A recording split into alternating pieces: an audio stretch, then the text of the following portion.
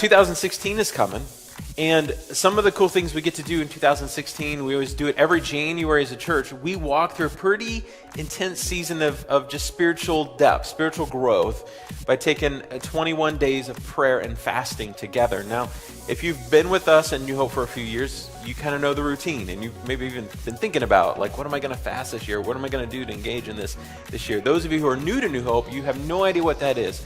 And so the first Sunday of January, I'll be unpacking and looking at and helping us understand what fasting is and what that means and how we get into it. And then the following week is when we kick off that 21-day journey together, where we dig deeper into our spiritual walk at the beginning of the year with Christ. Another piece that we're doing is we're kicking off a series, and I think we have a graphic for it called Called Up, the life of a disciple of Christ, from Ephesians 5:8 through 10, and 2016,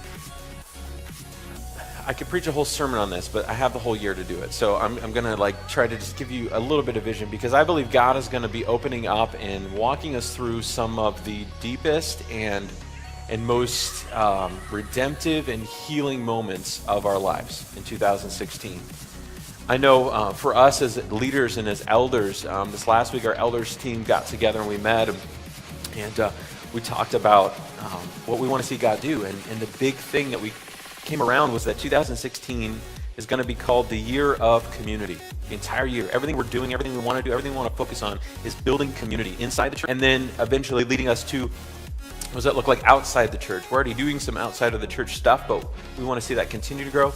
But we know there's a gap, there's a vacuum in the life of our church, and that's relationship, and that's community. And we're going to be doing some brand new things to help us engage in that and experience God in some new ways that I want to let you know everything about it, but I can't right now. So you're not going to want to miss it, because here's our heartbeat as a church. Here's my heartbeat as your pastor. It's for us to live out this passage that we're going to be walking through in that series. For you were once darkness.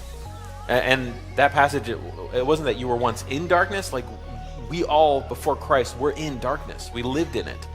But now you are light in the Lord.